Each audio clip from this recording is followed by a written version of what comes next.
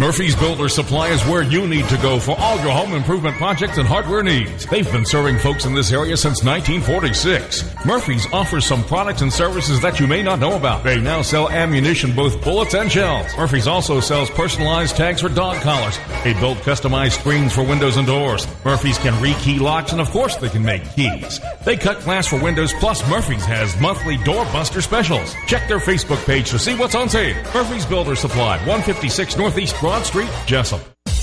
Damon's Famous Fingers and Wings restaurant in Jessup is now open for business, practicing social distancing, but still serving that great food that Damon's is famous for. Come inside or come through the drive-thru, but Damon's is open inside and welcomes back its customers.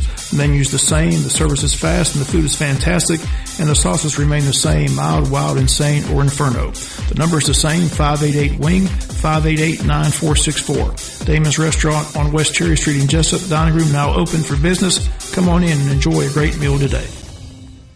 A bank that puts people first. First Southern Bank, investing in you since 1907. Serving Jessup, Patterson, and Waycross. A true community bank led by experienced neighborhood bankers that live and work in our community. Offering competitive loan options for commercial and consumer clients. Stop by the Jessup branch and meet branch manager Mandy Yeomans and her fantastic team. Call 912-810-1540. Let First Southern Bank be your bank of choice. First Southern Bank. Member FDIC, Equal Housing Lender. 7:58 here at the Big Dog WIFO world-famous Butch and Bob Show, brought to you by Murphy Builder Supply, Damon's Famous Fingers and Wings, and First Southern Bank. Good morning, everyone. We've got School Superintendent Jay Brinson in, as the school date has now been set, August 24th, which is Monday, but open house is taking place today, Jay, and again, we had Reggie and Amy in here yesterday giving all the information, but just for those that may not catch it, all they got to do is go to the website. All the information's on the website. Is that correct? That's correct. Just go to www.wayne.k12.ga.us, and it'll be self-explanatory. One little note that it will be live at 3 o'clock, but I want everyone to know that that's just when it will be live and be accessible. They can certainly go on at 4 o'clock, 5 o'clock, 6 o'clock. If they want to wait to mom and daddy gets home at 7, 8 o'clock at night to go on there as a family, I think that'd be a pretty neat thing. They can do that as well. It's not everybody does not have to log on at 3 o'clock. We're a little concerned if everybody tried to do that. We don't have control of Google, of course, and sometimes if they get too much traffic, they limit it, and so it could cause problems. And if you do have problems, just simply go back 10, 15 minutes later and try it again. You've been in education for a long time. They finally made a decision to go to school. They gave, listening to the board members on Tuesday, the majority felt confident and felt pretty good about the decision. They gave them the option, but only 15% of the people chose the virtual, which I was kind of surprised at. But looking across the state, talking to most people, it's roughly 20% across the board. So most people apparently just want to go back to school and get back to some type of normalcy in their life. Right, and everybody's got to do what they feel like best for their personal situation. That's just kind of where we are with this pandemic. That's people still have to go to work and they have to provide for the families. That's certainly a factor, and we want to keep everybody safe. But at the same time, we know the other parts of caring for the whole child goes a lot deeper than just reading, writing, arithmetic. So we're excited about going back to school next week in person. We're going to hopefully get off to a smooth start. Our numbers in Wayne County are trending down. I don't know, I shouldn't say trend, but we've had some good last 4 or 5 days as far as numbers. So hopefully that will continue, and we won't have an outbreak. But we have, a plan in place if we have a positive case in our system. We've already managing that now. We've had teachers and staff back here. Really, some staff's been back, 4, 5, 6 weeks. Teachers been back, 3 weeks, and so we're having to manage things now. So that will continue. It's inevitable we'll have a positive case in our system. I don't think it's realistic that we're going to go through this whole time and not have a positive case. Hopefully not. But we have a plan to deal with it if that occurs. Well, you're on that committee that meets every Friday. They get together, they look at the numbers, they get the information from the hospital and health officials. So, as you mentioned, the trend of the last couple of days, the numbers in the hospitalizations have been down, which is a good sign. It is. I can't say enough about that. Our group of community leaders coming together, they've been just a blessing as far as a think tank to kind of talk through some things. And of course, school's a little bit unique in that we're fixing to send close to 5,000 people into 8 buildings. So that's about 20%. You get close to 20% of our entire population in the county. So that's a little larger scale. Clay Bethea out there at Rayonier and really a lot of other folks. They've had some great plans. He's been a resource for us. They've been through. That mill has to keep going, and so they really got some great things in place. And we're kind of piggybacking on some of their processes as well. Again, the question I get asked when I'm around town, everybody's worried about the mask. They want people to wear masks, but they're, how can little kids keep the mask on? What's the punishment if they don't keep the mask on? That's all. You said it's going to be common sense of thinking. Yeah. Young kids is different than high school kids. If you tell a high school kid to wear a mask and they continue to not wear a mask, you said eventually it's going to be insubordination. So explain how all that's going to work. Well, in education we use what we call age appropriate. Okay, age appropriate. Discipline or age appropriate addressing a situation. That's something that we still apply with this. I mean, it's going to be age appropriate. There'll be a lot of education, a lot of encouraging, a lot of explaining why. When you explain to people why, even really kids, school age kids, tend to, if you explain to them why, they conform most of the time. And of course, you're always going to have that. Bob Morgan, Jay Brinson that might want to buck the system for a little bit, and we'll work with that person too. Some people are a little tougher learners, but we're going to care for them and take care of them, and we'll have some things in place if they don't. GHSA's had a lot of, during this summer, restrictions, ease restrictions.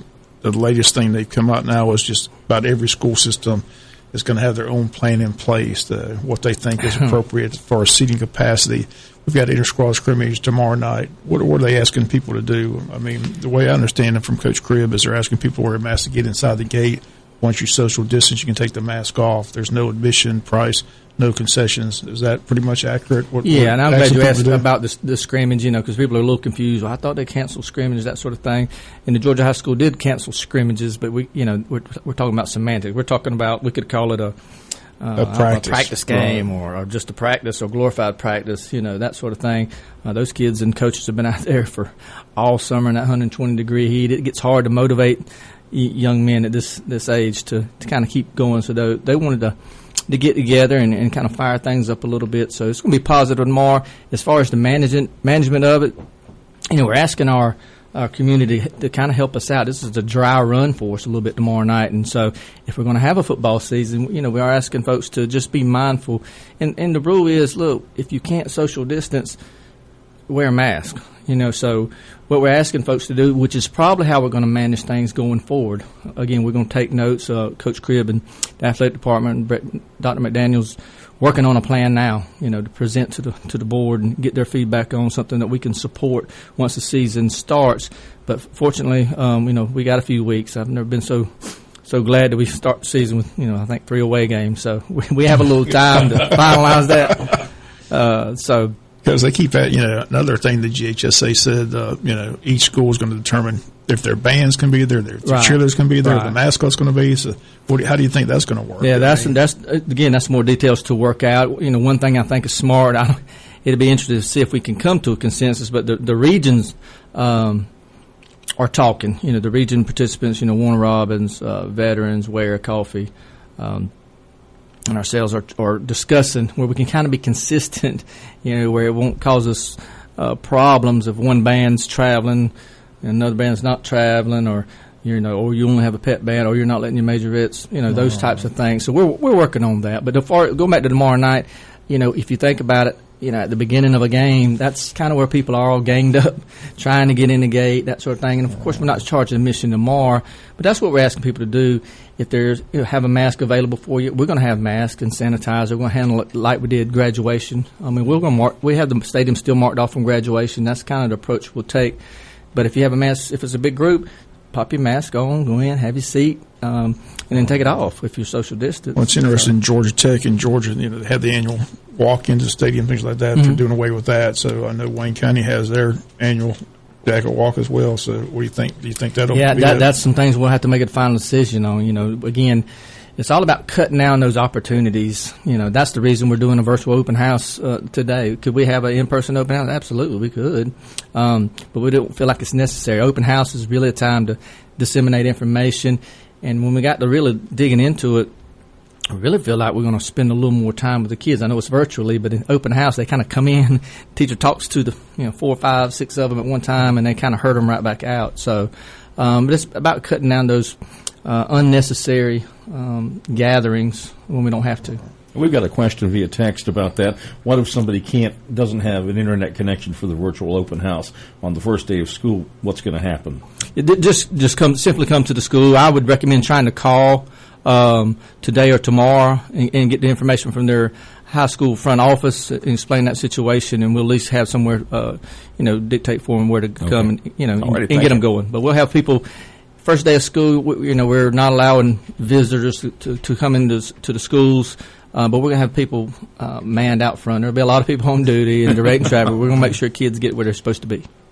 Amy and Razor in here the other day, they mentioned, there is a backup plan to back up and punt if things do go awry. So explain that, and like I thought Joe McPick made a good point. He had a comment from a teacher said that the fact that they're going to school in person, even if they only go a couple, that'll be a benefit to get that information firsthand. So explain all that. Right, and that is critical. That's one reason really trying to get back to in person for however long. But I mean, that's the first thing is.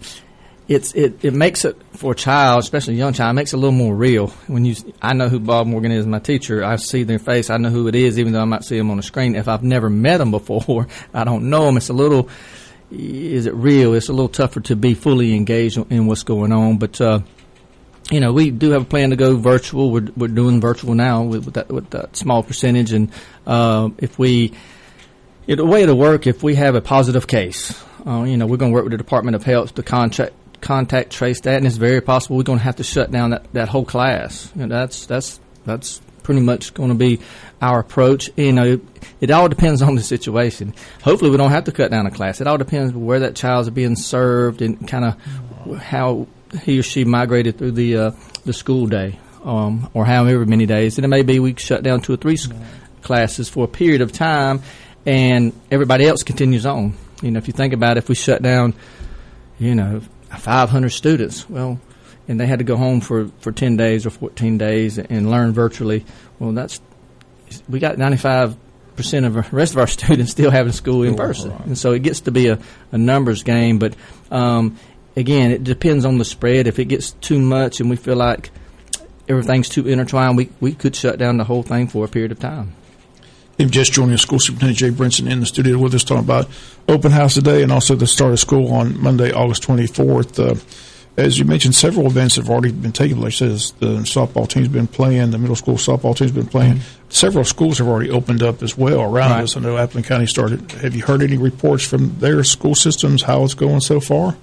Talked to Dr. Copeland over at Appleton. We've been texting back and forth. They've had, 3 great days. And so, and I saw in the news and the medias where Bullitt County just started back, and they've got a couple of cases. Well, it's a couple of cases. They're going to, mitigate that. And those folks, like I just said, I assume they'll do the same type of thing and continue on. So, everybody's got a few cases here and there. And I'll just remind everyone, we've been gone for 6 months, and kids coming back, especially our younger kids, they're going to get sick. Hopefully it's not, COVID-19, but they're going to get sick by other things.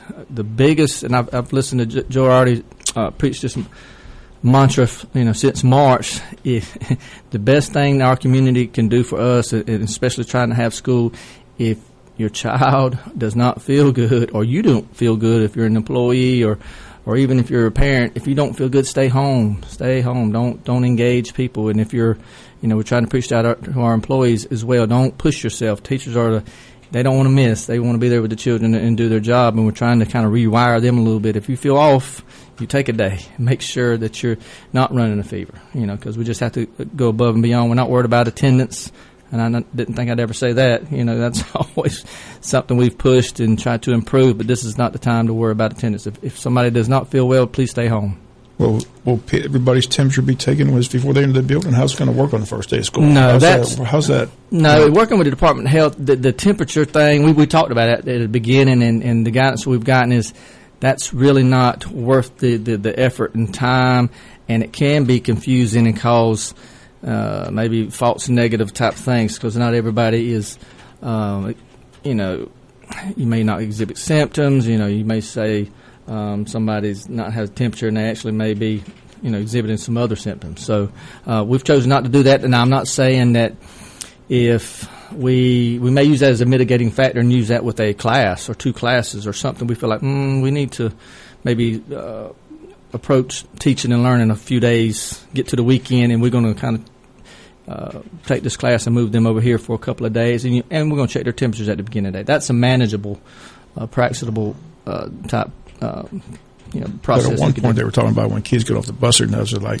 we're still in the month of August, the temperature's still up in the 90s. I don't know if you get a accurate reading of a temperature when the kid gets off the bus. Right, and you get into that whole thing. It's kind of like some of the testing that goes on. Some of the testing that goes on, they're saying close to maybe 50%. It's inaccurate as far as a false negative. Same thing with temperatures. You get into who's actually doing it. Are they doing it the right way? So are you getting an accurate reading? Those types of things. So we're just managing kids, and if they don't look well, our nurses are doing a great job trying to educate our teachers on what to look for. Right. Well, the good news is we finally have a plan in place. I mean, teachers are no longer in limbo. Everybody knows Monday's the day. Right. Walking around town, talking to people. Most people that I've talked to seem excited about it. Teachers seem excited that they're finally going to get their kids back. It's been since March. I mean, these teachers that's their profession, to teach kids to be in classrooms. I mean, that's what they look forward to. It's been tough. Hopefully it'll all run smoothly. But again, like I said, back up, plan in place. Let's again go over the tomorrow night's inter-squad scrimmage. Again, the public is invited. No admission, no concessions, but again, they are asking you to wear a mask to get inside. But once you get inside and social distance, you can have a seat, take your mask off, enjoy the game. Bring your bottle of water. We're not going to have concessions, so you probably want to bring a snack and a bottle of water. It'll be warm. So hopefully the weather will cooperate. I know that the afternoon's thunder shower is always a threat. And once again, for those maybe joining late, the open house today, explain how they do the open house. Yeah, one more time. The open house will be accessible at 3 o'clock, but it's accessible at 4 o'clock or 3:30 or 5 o'clock or 9 o'clock tonight, or even tomorrow if families choose to log in at a time. But just go to the website and click to the person's school, and you'll be able to get to some directions, and eventually you'll be able to get to your child's teacher, and they'll have a lot of information for you. Another question that was asked at the board meeting, they addressed this, that how do you decide which teachers do virtual, which do in school?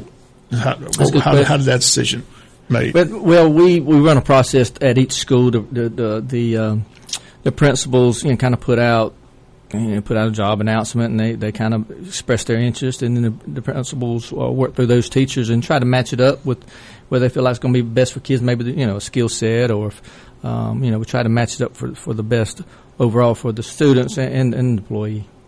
And it was mentioned at the board meeting, Joe McPippin brought it up. We talked about it here on the show several times. I was wondering if you heard from these parents of special needs kids how they really can do virtual. Have you been hearing from those parents throughout this process? Yeah, and we've heard from them, but we started really working with that population of students way back. They were our first. I'll say they were our first priority because they are so involved in their needs. It just takes a lot more time, and I say we, mainly, Jana Collins, our special ed director, and that whole staff. They've worked hard because it has to be individually based. So a lot goes into that. They've had meetings, they've been meeting, working with the parent, trying to set that up, and I think we have a good plan going forward, and we'll just adjust that because a lot of them are doing some virtual. A lot of them want them to come, and so we're trying to be safe because some of them are really medically fragile, and at school may not be the best place. But that's why they have what's called a IEP meeting, where it's an individualized educational plan meeting, and that committee that's made up of the parents and the teachers and administrators decide what's best for this child. And so they've been working on that for a couple months now. In a normal school year, a big story is always, the need for bus drivers. So where do we stand on that? Do we have enough bus drivers? We still need bus drivers. And, of course, bus driving is a tough occupation, and they are, they're going to be exposed to a lot of kids as well. But, we are mandating masks and on the bus, and we have some things in place to try to cut down on potential exposure. So, we've had some to decide that I'm not going to do this, and that's okay too. But David Simmons and them always manage that. He told me the other day he's probably going to be on a bus the first day of school. So we're going to do what we have to do. Mr. Simmons and them do a great job just kind of making it happen, what he says, and he does. He just makes it happen. And the school system got that CARES Act money. They're using that for stuff like hand sanitizers, things like that. Explain where that money goes. Yeah, that money, I would say the majority of that money is going toward getting us ready for distance learning. A lot of technology. We're not one-to-one with our devices. We could have probably spent every nickel of that money, buying devices, but you got to be careful with that. You don't want them all to go out at one time. So, we've kind of massaged that. We've bought a lot of devices, a lot of infrastructure, even getting ready for some hot spots. If we had to go all virtual, working on that plan. It's not all about just here's your Chromebook and good luck. I mean, you have to have access in the platforms that we're going to use to actually where the kids can access the teacher and the information and have something that the parent at home can access and maneuver. Those cost money as well. So that's where the majority of that money's being spent. I'm just curious. They talked about this at other schools where they're having they call it mask breaks, where the kids go outside and take off their mask. And are they going to have that at Wayne County? Yeah, I mean that again. Mask. If you can't social distance, you need to have a mask on. Okay. When we go outside at recess and PE, that sort of thing, hopefully we're moving around and getting after it and having some fun and running. And a mask doesn't need to be on; it needs to be in their pocket, And then when they line back up, maybe to come back in, you put your mask back on. So it's basically common sense, a lot of it. Yeah, we're not just asking the same thing they've been asking since this pandemic began, to use common sense. If you're out and about, have a mask on. If you're out exercising, you don't have to have a mask on. No student's going to wash your hands. Are they going to have hand sanitizer stations all across the schools? I think we're buying that about a 50-gallon drum now. So, yeah, we'll have that around, refilling them and trying to figure out what product is the best. But, yeah, no child's going to be asked to wear a mask for 6 hours straight or anything like that. All right.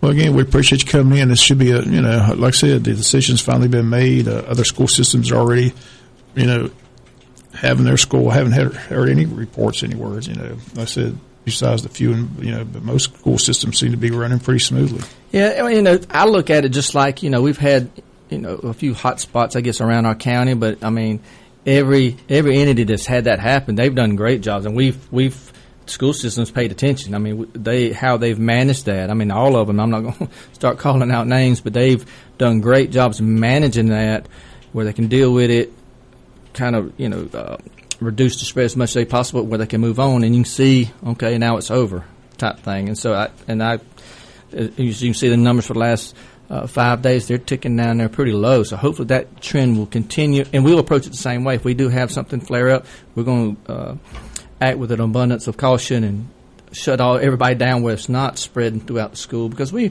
not ignoring the fact that we have people on buses, a family that's on a bus, and they got one going to elementary school, one going to middle school, one going to high school, and so the potential for some outbreaks or something is there. We're just going to have to act quickly with good information. I'll just ask everybody, please stay out of the rumor mill. We're going to act on facts. I mean, we've got those lines of communication set up with our Department of Health here.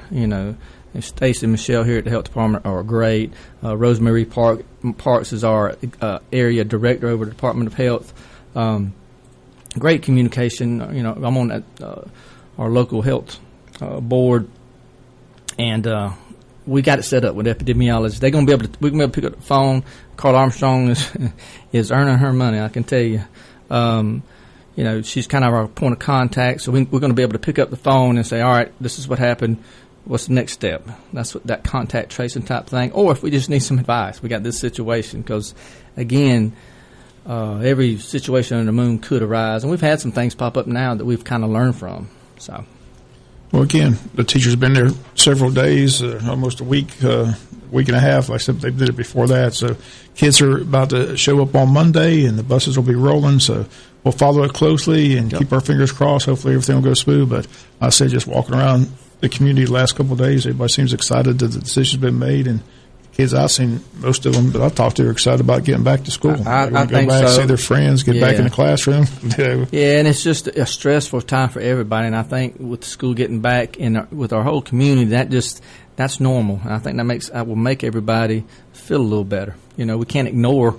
The virus is still there. It's still real. We can't just ignore it. But getting back to a little sense of normalcy, bring everybody's stress level down. It's not healthy for anyone to go through what our community and the whole country's been through for the last 6 months. That's not a good thing, mental health or physical health. Okay, Jay, well, anytime you need to get some information out, just let us know. And, again, we appreciate you being here. Appreciate Reggie and Amy being here yesterday to talk about the open house. And, again, everybody's excited. Monday's the day, and buses will be rolling and schools will be open, and we'll see how it all plays out. Well, I appreciate you guys helping us get the word out that the work you guys do here is invaluable. Some communities do not have a vehicle to get the word out and get good information out to their communities. So, again, appreciate what you guys do. Look it up. We'll be back to wrap it up right after this. And then along came Walker Jones. Sizzling savings are going on right now at Walker Jones Chrysler Dodge Jeep Ram's Summer Clearance Event. That's right. August is time to clear the decks with 20% off MSRP on every 2020 Ram 1500 Crew Cab and Quad Cab in stock. Or choose 0% for up to 72 months. Like the sound of 0% for 72 months? You've got it. On select 2020 Pacificas, Durangos, Jeep Renegades, Compass, Cherokee, and Grand Cherokee. And this special rate has no payments for 90 days.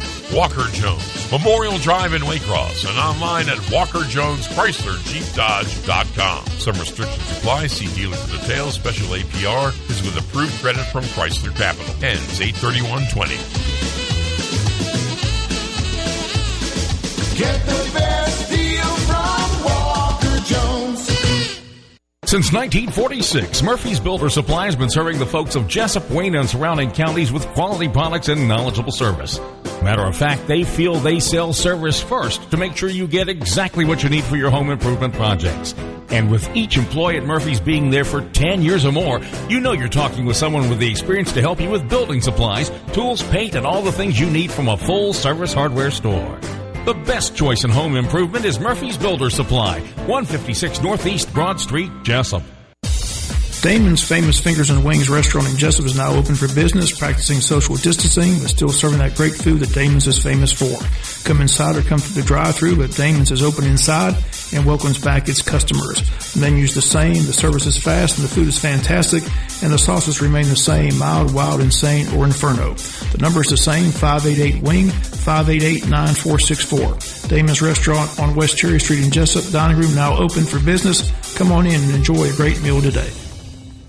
A bank that puts people first. First Southern Bank, investing in you since 1907. Serving Jessup, Patterson, and Waycross. A true community bank led by experienced neighborhood bankers that live and work in our community. Offering competitive loan options for commercial and consumer clients. Stop by the Jessup branch and meet branch manager Mandy Yeomans and her fantastic team. Call 912-810-1540. Let First Southern Bank be your bank of choice. First Southern Bank. Member FDIC, Equal Housing Lender. 825 Butch and Bob, brought to you by Murphy Builder Supply, Damon's Famous Fingers and Wings, and First Southern Bank. And Bob, time to get Candace McKinley back in. Looks like she's done with the other side of GUIs. Talk about art and how that process went, because it looks really nice on the side facing the station there. So you see if we can get her booked here on a Thursday. Do want to remind people that CSX is doing those repairs today. Not sure when it's going to start, but it's going to shut things down today at the railroad crossing of Pine Street and Cherry Street. So keep that in mind. You might want to avoid that railroad crossing today, as they're going to be doing some construction and some repairs on. So that leaves the overpass and then the one by the thrift stores there. Down by where edX was. Just avoid the Pine Street, Cherry Street today, as CSX scheduled to do that repair and work today. Also, a reminder, again, they are going to have that inter-squad scrimmage tomorrow night at JC Stadium. There is no admission price. Again, they are asking you to wear a mask to get in the gate, but once you get in, you can social distance. And as Jay mentioned, you might want to bring a water bottle and your own snack, because there are no concessions tomorrow. So. How long do you think that will run? Normally those scrimmages... About an hour and a half, 2 hours, something like that. Not as long as a regular game normally. Just hope the rain stays away, so that'll be the thing that you got to worry about, lightning and rain. So I think there's some in the forecast for tomorrow, but hopefully it'll. Now, what did you say be there. the tech number was in the stands? Not very many. 20%. 20% out of 20, so 10,000, not even 10,000, or right around 10,000, right? I'm just curious how they're going to do the, leading the Georgia information, how the ticket information, you're going to have to be one of those big-time boosters to get your hands on a ticket. So, it's going to be interesting how it all works out no this trips year. to Athens for you this year. No, doesn't look like it. Doesn't look like we're going to be able to get in. So, yeah. The Georgia-Florida game is interesting because that's going to be an interesting event. So, I like the joke they put on. Oh, yeah, you were telling me that earlier. Yeah, because they're talking about possibly no tailgating at these colleges, and the students are coming back and say it's not tailgating, it's just a protest against the other team. Peaceful protest against the other team. Against the other team. So we'll see. Be interesting how they do it. Like I said, the dog walk seems to be out. All these, all these traditions that most of these universities have. It's going to be interesting. But it's funny listening to Clay Travis in the morning time. They're still, talking about lawsuits trying to get the Big Ten to play football. So we'll see how that.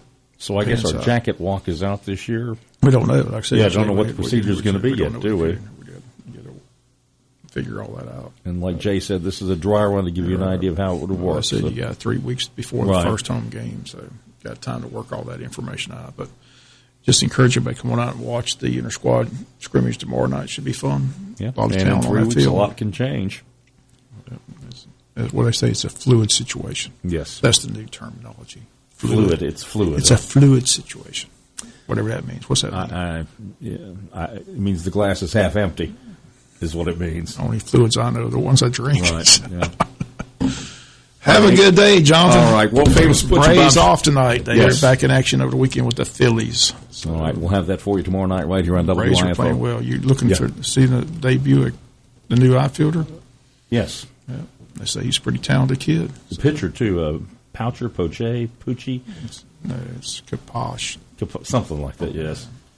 All right, world famous Butch and Bob Show on WIFO, brought to you by Murphy Builder Supply, Damon's Famous Fingers and Wings, and First Southern Bank.